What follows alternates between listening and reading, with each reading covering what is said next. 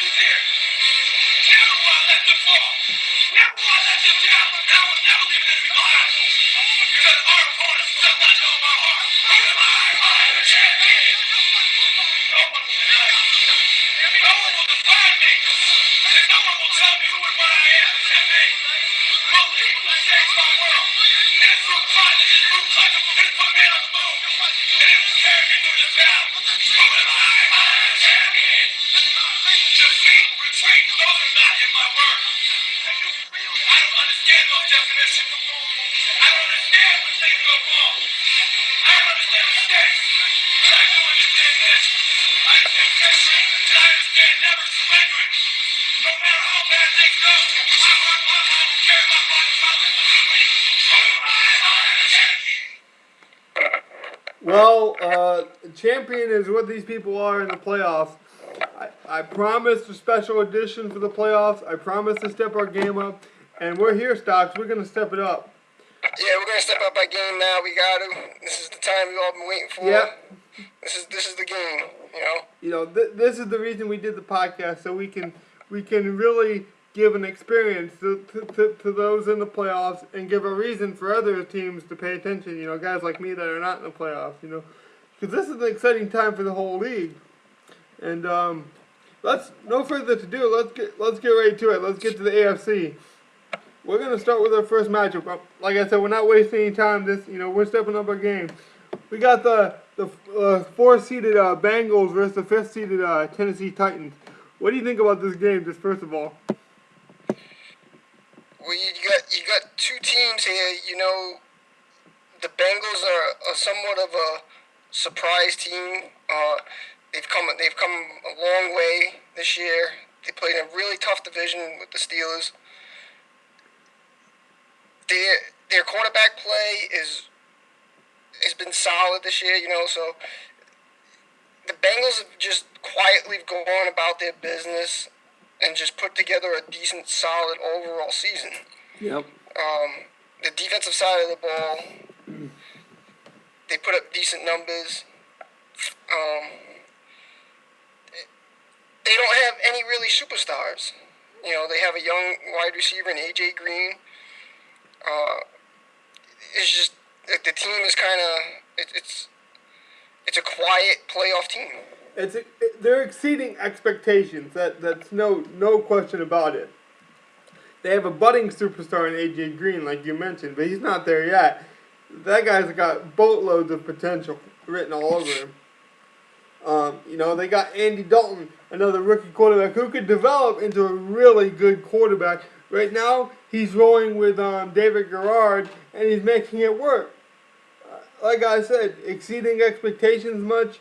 If you asked me before the season, I'm pretty sure we looked like a bunch of dumb idiots when it came to our first season breakdown. We never mentioned the Bengals. We might have mentioned the Ravens, the Steelers. I think they were our Super Bowl, kind of contenders in that division.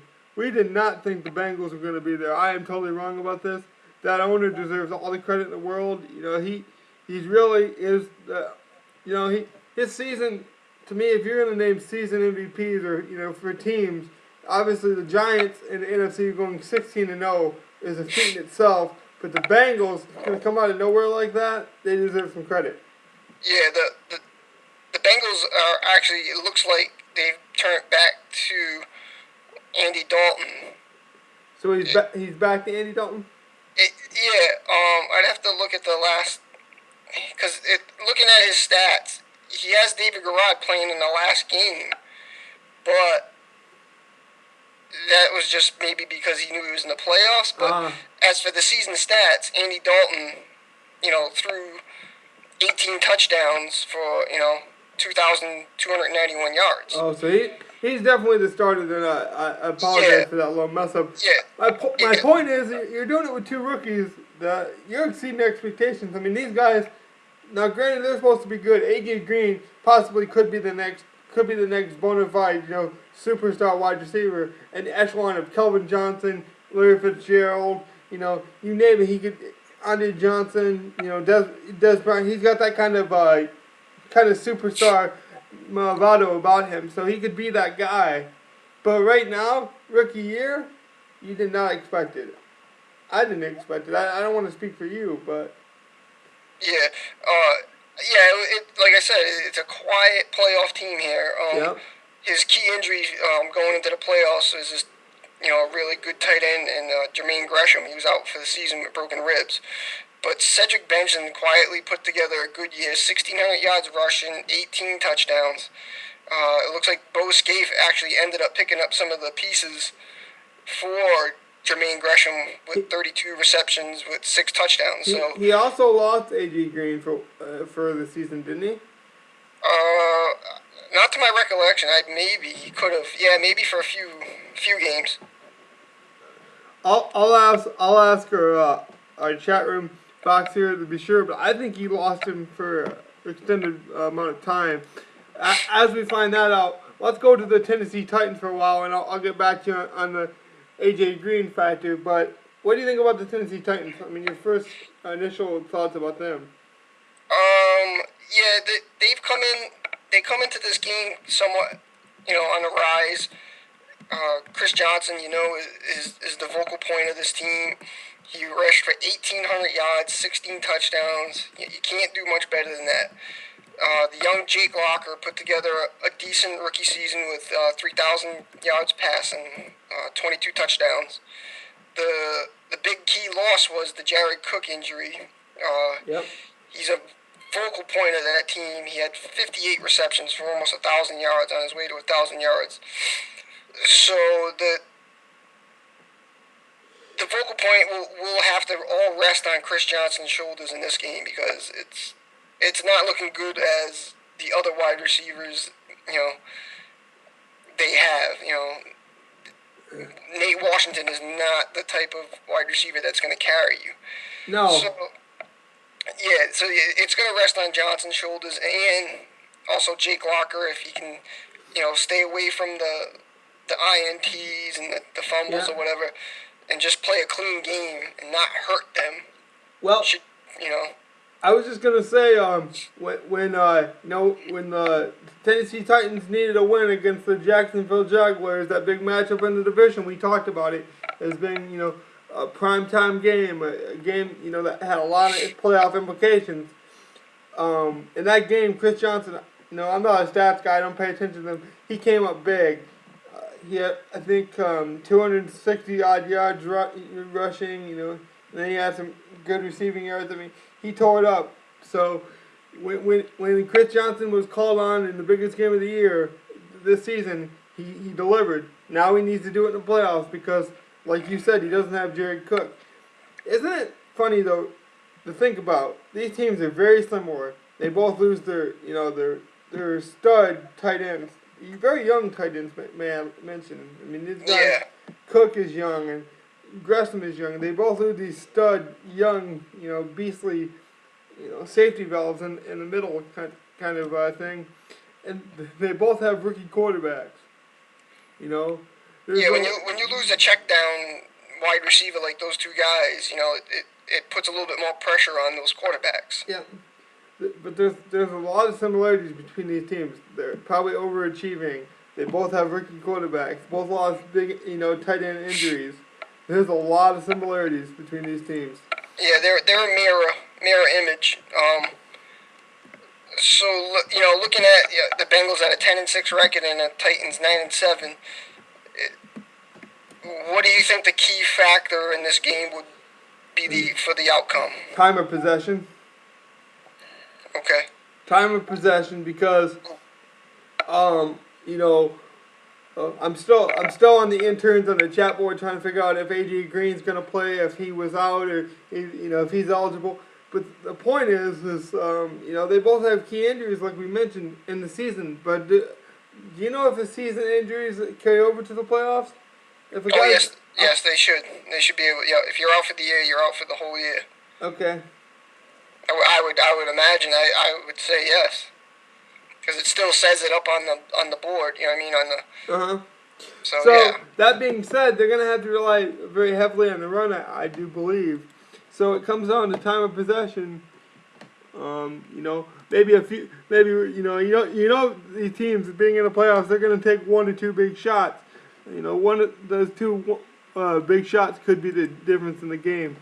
What do you think is the X factor? You asked me the key. I'm gonna ask the flip side. What do you think is the X factor? The thing that you don't see coming but could really surprise you. You never think about it in Madden, but what's the kicking situations like? You know, in this game, it could come down to a field goal. Yeah. We don't know what the weather is playing. You know, they're going to be playing outdoors. It's late in the season. We don't know if the weather will be affecting this game, but it could, and a missed field goal here and there is crucial in the playoffs. So I look at a couple missed field goals could really cost a team from moving on. Yeah, well, that's a good point. I mean, not that kickers get a lot of credit, but that's the thing is they never get credit until they're called upon. And you said it. That's the X factor because if the weather's bad, if you can't move the ball, if Chris Johnson gets stopped, they don't have much of a passing game. The kicker could be the kicker could be the difference.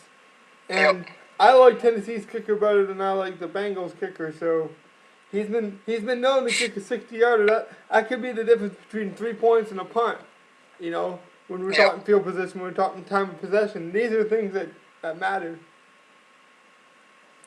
So, yeah, another thing I think we have to mention, because we don't know the AFC, honestly, we kind of crapped on the AFC, and that's to my own admission, that's the stocks on, I think next season we'll have to pick it up, stay on top of it. Yeah, well, that's why we brought in guys like Alex, because we don't play the AFC, so, as much as it's our fault, we also don't really see. We can't watch these games realistically. We can't always be there. So we have to have a guy like Alex who's played these guys who can give us some analysis. And I apologize for you guys, but what we've already talked about. We've talked about how we were surprised. We've talked about the things that are going to matter in the game, maybe the X factor. What else is there that we might be overlooking about these teams because we've overlooked them all season? And I don't want to do it anymore. It stops here. What do you feel that we might be, that might really surprise teams? Actually, the both of the teams putting up points. Yeah. In a fashion, I don't know how, but the Bengals are ranked 5th this year in overall points, scored at 28, and the Titans are ranked 6th with 27. So both of these teams are in the top 10 of putting up points. So you wouldn't think of these teams of a juggernaut of offense, but they're finding a way of getting in the end zone. You could look at a shootout then, if that's the case. If both of these teams are in the top 10, you may be looking at a shootout. But I would say no. I would say it's going to be a ground attack game, and who can grind it out more. Well, they're very evenly matched. We said fourth and fifth, and these are the games that are exciting. I mean, Wild Card Weekend in real life is some of the best football that you'll see all season. It's two teams that are desperate. It's win or go home style. And you're talking these teams are so evenly matched. They probably shouldn't be in the playoffs. If you made it a wild card, you probably squeaked in. You probably had to bust your ass.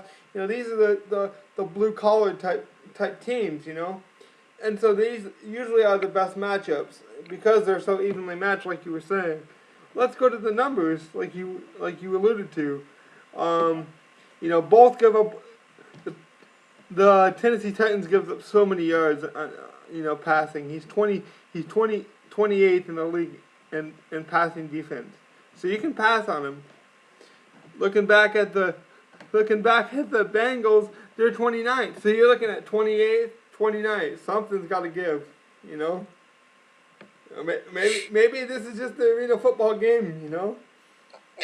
Of the playoffs. Maybe this is a game that goes, 38 to 50. Yeah, I like don't I know. said, it could go either way with both of these teams because they both have similar styles and similar. But the Bengals on the other side have a little bit more weapons on the wide receiver and with AJ Green, which can open up the game a little bit more versus the Titans not having that firepower at wide receiver or tight end. So.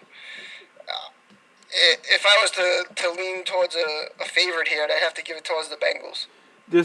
I have to give it to the Bengals because they played in a tougher division, but the numbers say these teams are very evenly matched. Third down percentage, that's prime time. Got to step it up. You gotta convert third downs. That will kill a team. That's like the worst cancer you could imagine. If you can't convert on third down, I mean, it's very hard to win. So we're looking at the Bengals, 13th in the league at 45%. Then we go over the 14th. So just under him, we're looking at 44.1. So these teams are so evenly matched. I can't really find a difference between the teams. I mean, the total offense, the Bengals are 5th. Total offense for the Titans, they're 6th. I mean, statistically, this will be a close game. I kind of see the Bengals, Bengals winning it by 2 touchdowns. I think,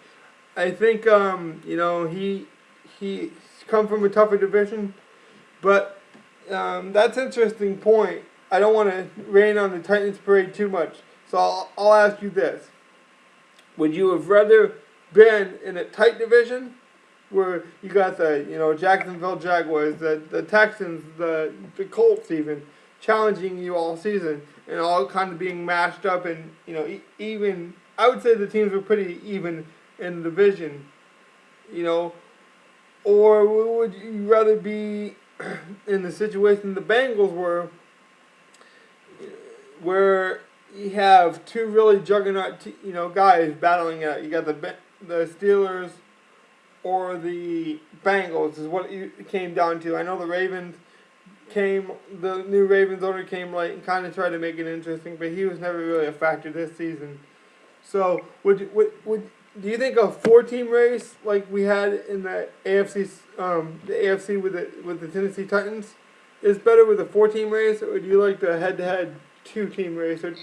Oh yeah, you definitely want the 4 because you're gonna get a little bit more mixed style of play, and you're gonna get better playing against teams that come in and out at each week, with a different style and a different a different weapon, and that's only gonna make you better when you get 4 different styles versus just 1. Maybe. I tend to disagree a little bit with that point, just because when you're playing 4 good teams like that, chances of injuries happening, chances of these things happening are a little bit higher. I prefer getting through the playoffs unscathed, but maybe we're both wrong here because they're so evenly matched. Even their injuries are evenly matched, so we don't really know what's going to happen. Best of luck to these guys. You picked the Bengals, correct? Yes, I'll take the Bengals. I picked the Bengals as well. Good luck to both teams. We'll see what happens. Any final thoughts? No. Good luck to both teams. Yep.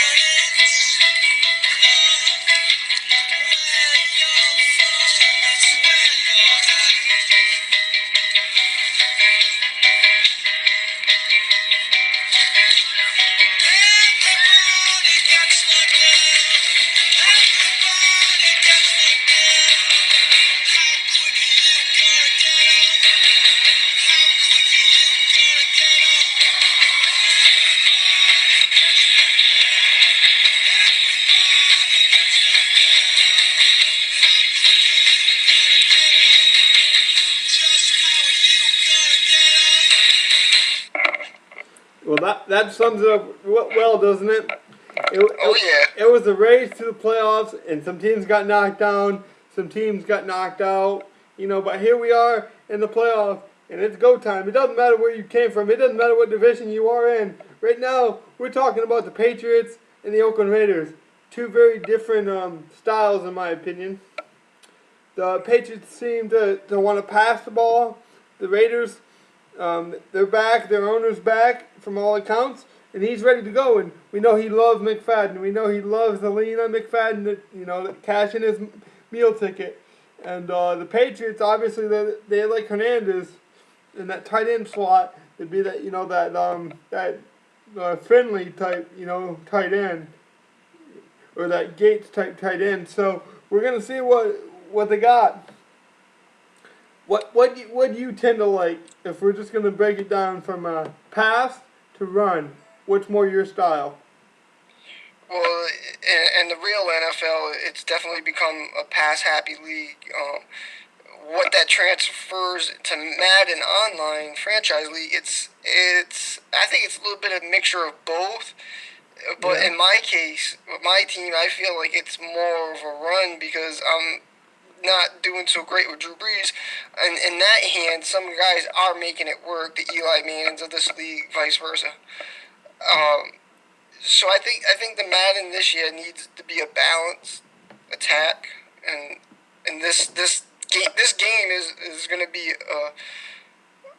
a one to want to watch because it's two parodies of two teams. You got a team that is the sixth best rusher in the league, which is the Oakland Raiders, versus the Patriots passing.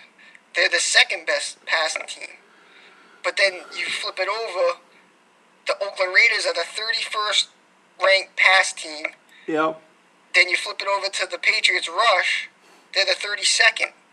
So you got a team that they're two total opposites. Yeah, they really they're are. Going to clash. They really are.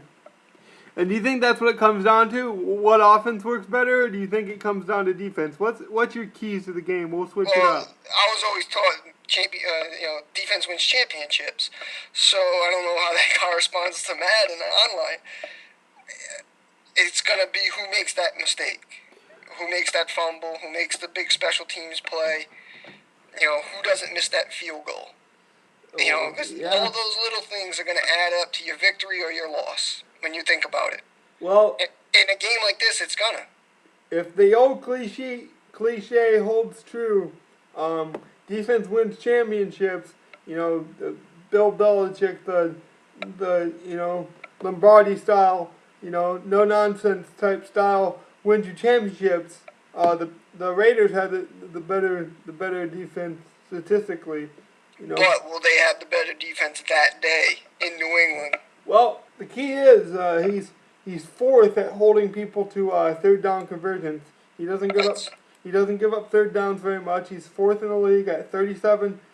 So only people aren't even converting half on him. They're converting 37% of the time on third downs. So obviously he gets you the third down, and he stops you in third down. So the key to me, looking at the stats, the X factors, who's gonna get the third downs, Well, I think in this game we're gonna have to kind of take the stats and kind of push them to the side and more look at player matchups and who's gonna have the better game, McFadden or Brady. Because you have McFadden that's gonna run the ball. Yep. If he stays efficient, that means Tom Brady's not on the field. Vice versa, if McFadden does not run well, that means more chances for Brady. That's going to be the flop of this game in the card. How is McFadden going to run against the Patriots defense, and is he going to keep Brady on or off the field? Well, I think people love our show, and we said we were going to step it up. So we got to be a little ballsy here, if you will. We got to pick some of these things. Who do you take, Brady or McFadden? In this game, with what he does with the Raiders, let's preface that because we're not talking about real life here. We're not even talking about Madden stats. We're talking about team style, team play calling, all that kind of stuff. we know McFadden's a good player in gridiron football. Yeah, I like the passers. I would have to take Brady. I have to take McFadden because he controls the clock. So everyone says they love when we go back and forth. So there you go. So let's do it. Why do you like Tom Brady? Is it because he's proven? Because you think he, he, he's just gonna make all the throws. I like when you can make all the throws yeah, accurate, on precision. You can hit the home run ball once in a while. yeah, If you have a good offensive line like the Patriots do, you can run all different types of plays. He's got the backs. You can run screens. He's got Welker. He's got the underneath from Hernandez. He's a beast. You got Gronkowski. You just have all those weapons to choose from versus the Raiders. You shut down McFadden. yep, You got a good chance of winning. On the Patriots side, you shut down Hernandez. Well, guess what? He's got Welker. Okay, you shut down Welker. All right, he's got Gronkowski. Okay, you shut down Gronkowski. He's got Ocho Cinco. It's just the Patriots have a lot more options than the Raiders, I feel, do. Mm-hmm. On that side of the aspect. Well, I'll let you look this up real quick so our show runs fluid. Can you look up any big trades or remember any big trades that the Patriots made? Because I think he improved his defense a little bit. If you're going to throw the numbers out, we got to compare these defenses. And while you do that, I'll help you out in a minute. But I'll talk about this. I think McFadden, he controls the clock. You're right. If he gets stopped, then you're right. Tom Brady gets more chances. Then we're in trouble. And trust me, I know about Tom Brady being a Michigan boy. He came from Michigan. He's a tough quarterback to stop. Don't get me wrong. But like I said, McFadden, he also can hit the home run ball because all it takes is one run, one counter that blocks good. That offensive line is solid, and we always talk about runners need an offensive line, and the Raiders got the offensive line to carry that team. And I just love the game manager. He might not have the best quarterback, but he's if you're efficient and you can run the ball, I just like the time of possession that possibly that McFadden could eat up. I think for Tom Brady to be efficient, he's gonna have to be a little quicker. It's gonna be passing the ball. I mean, all know passing the ball it doesn't eat up as much time. No, because if you look at the stats, the Patriots are 32nd ranked in time of possession. Yeah. So, although I do love both guys, I just love McFadden's possibility to eat up the clock. And even if Tom Brady's on his game, chances are he's not going to eat up the clock in the same light as McFadden can, because we all know running the ball is the best way to eat the clock. That being said, if the Patriots can jump out to an early lead, you obviously can't run as much. Do you trust that quarterback to win you a game? Now, we talked about him being a manager. We talked about him having some maybe goal line secret. I don't know how often he's done it, but he's got Terrell Pryor on your roster. Does he become a gadget quarterback? Because I want to talk to you about this, Stocks, and then you can give us any big trade that you found. During the season, we all do things, right?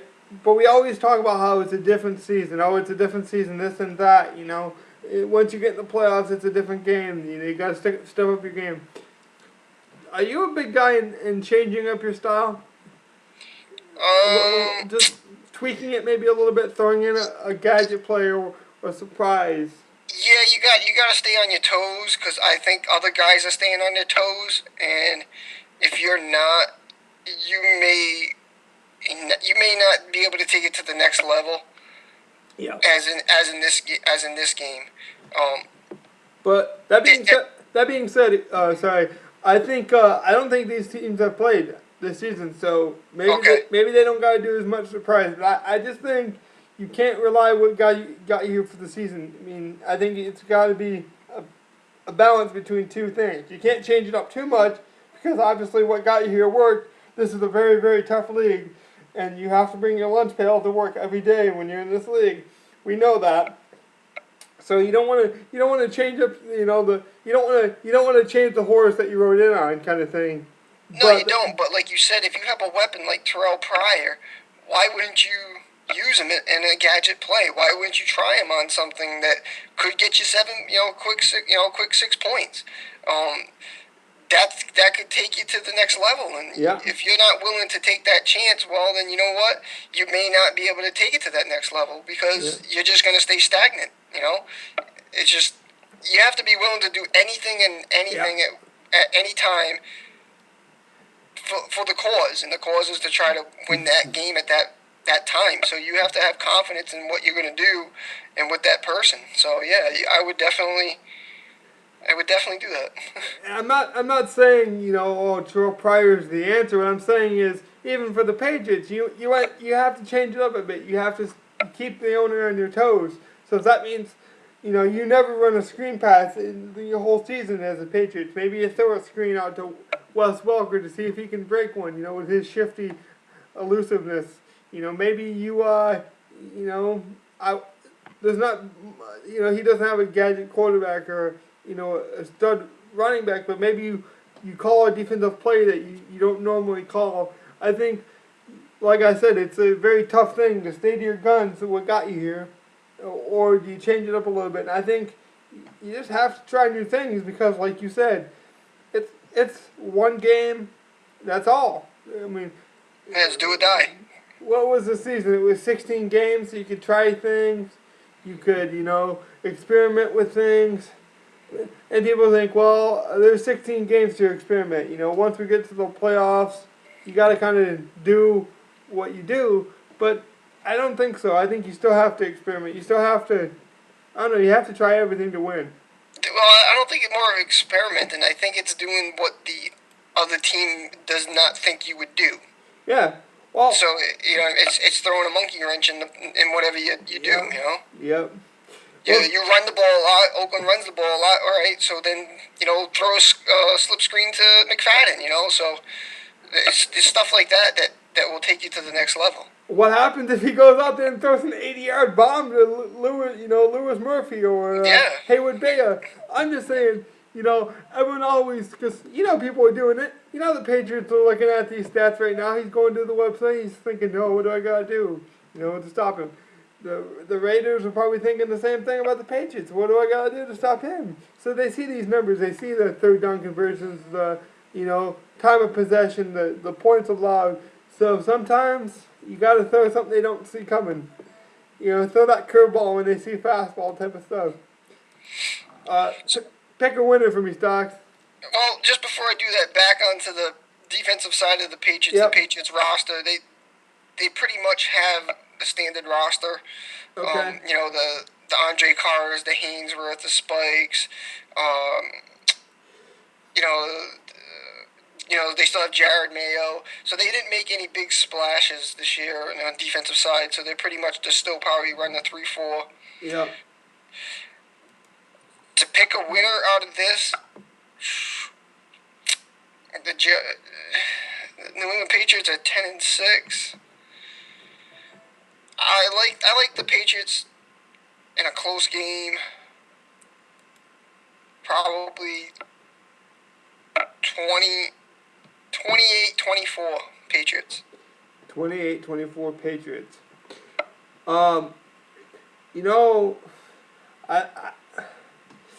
That's why I'm stuttering so much, and I'm like a high school girl asking a guy to the prom date, man. But I really don't know what's gonna happen here. It's two different styles, two different philosophies. I gotta say Raiders though. I gotta stick with the run, man. Sounds good. Is that it? Do you wanna break it down some more? Anything you forgot? That's all I got. Real quick, I'm gonna look up some defense. We didn't really talk much about the defense. We spent a lot of time on the offense, which I think it's probably gonna be one of those arena football style games. But we all know that defense matters. The regular season leaders for defense. Mayo had 66 tackles. not spectacular, but he's a very rounded running back, or very rounded linebacker, excuse me, because he had 66 tackles, he had 5 sacks, 2 forced fumbles, and 1 interception. So that's pretty solid, don't you think? Oh, without a doubt. And he's a perfect example that will do a great job against McFadden. So that comes into play a lot, of course. Yeah. He's just a good all-around tackler. He's going to hit the holes and, give McFadden, troubles. And I thought he did this trade. I was seeing if you'd find it or not. He did trade for Ryan Clark from the Steelers. He gave up, I think, a second-round draft pick for him. So he was obviously expecting him to do things. He got 67 tackles, 1 sack, 5 forced fumbles, and an interception. So basically, when he hits you, you put it on the carpet. And if it's a weather game, does that scare you at all? Yeah, that does. Of course, it does. It comes into play. Yeah. I guess what the footing would be like, as I haven't played any weather games yet. Makes a little nervous, but I'm a dome team, but I don't know how the traction really is, online when you play. Oh, I played some fair weather games, man. You don't want it to snow or rain because the receivers will slip.